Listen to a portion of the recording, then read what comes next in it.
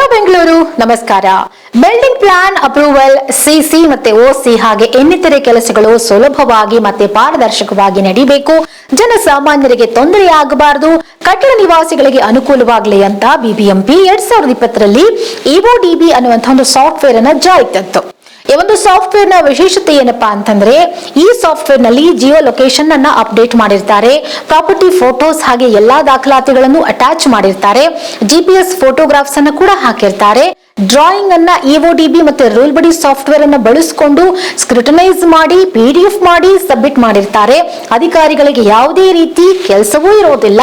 ಕೇವಲ ಡ್ರಾಯಿಂಗ್ ಅನ್ನ ಸ್ಕ್ರೂಟನೈಸ್ ಮಾಡಿ ಸೈಟ್ ಇನ್ಸ್ಪೆಕ್ಷನ್ ನ ರಿಪೋರ್ಟ್ ನ ಆರ್ಕಿಟೆಕ್ಟ್ ಗೆ ಅಪ್ಡೇಟ್ ಮಾಡಿ ಸಬ್ಮಿಟ್ ಮಾಡಿರ್ತಾರೆ.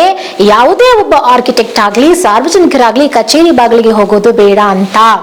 ಇಷ್ಟೆಲ್ಲಾ ಮಾಡಿಯೂ ಕೂಡ ಅಧಿಕಾರಿಗಳಿಗೆ ಇರೋ ಒಂದೇ ಒಂದು ಕೆಲಸ ಏನಪ್ಪಾ ಅಂತಂದ್ರೆ, ಸೈಟ್ ವಿಸಿಟ್ ಹೋಗಿ ಅಲ್ಲಿ ಎಲ್ಲವೂ ಕರೆಕ್ಟ್ ಆಗಿದೆಯಾ ಅಂತ ಹೇಳಿ ಒಂದು ಸೈನ್ ಮಾಡಬೇಕು. ಅದಕ್ಕೂ ಮುಂಚಿತವಾಗಿ ಆನ್ಲೈನ್ ನಲ್ಲಿ ಆರ್ಕಿಟೆಕ್ಟ್ ಅಪ್ಲೋಡ್ ಮಾಡಿರುವಂತಹ ಎಲ್ಲಾ ದಾಖಲಾತಿಗಳು ಸರಿಯಾಗಿದೆಯಾ ಅಂತ ಹೇಳಿ ವೆರಿಫಿಕೇಶನ್ ಮಾಡಿ ಒಂದು ಸೈನ್ ಮಾಡೋದು, ಆನ್ಲೈನ್ ಮೂಲಕವೇ ಅಪ್ರೂವಲ್ ಮಾಡೋದಷ್ಟೇ ಅಧಿಕಾರಿಗಳ ಕೆಲಸ.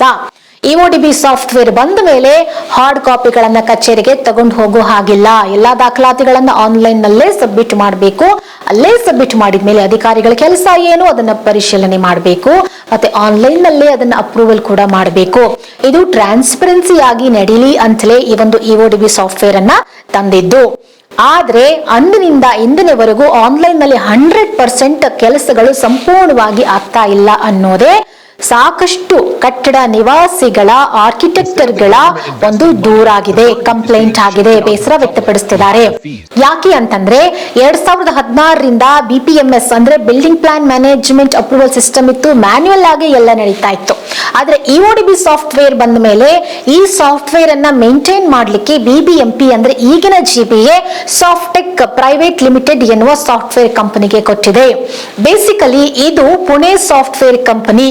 ಇಲ್ಲಿ ಆನ್ಲೈನ್ ನಲ್ಲಿ ದಾಖಲಾತಿಗಳನ್ನ ಸಬ್ಮಿಟ್ ಮಾಡಿದ ಮೇಲೆ ಅಧಿಕಾರಿಗಳಿಗೆ 15 ದಿನ ಕಾಲಾವಕಾಶ ಇರುತ್ತೆ. 15 ದಿನಗಳ ಒಳಗಾಗಿ ಕಟ್ಟಡ ಕಟ್ತಾ ಇರುವಂತಹ ಜಾಗಕ್ಕೆ ಅವರು ವಿಸಿಟ್ ಮಾಡಿ ಎಲ್ಲಾ ಸರಿಯಾಗಿದೆಯಾ ಅಂತ ಹೇಳಿ ಚೆಕ್ ಮಾಡಿ ಒಂದು ಸೈನ್ ಹಾಕೋದಷ್ಟೇ ಕೆಲಸ.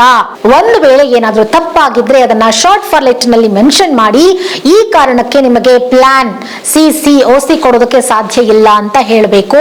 ಆಗ ಕ್ಲೈಂಟ್ ಓಕೆ ತಪ್ಪಾಗಿದೆ, ಮುಂದೆ ಹೇಗೆ ಅದನ್ನ ಸರಿಪಡಿಸ್ಕೋಬೇಕು ಅಂತ ಹೇಳಿ ಯೋಚನೆ ಮಾಡ್ತಾರೆ.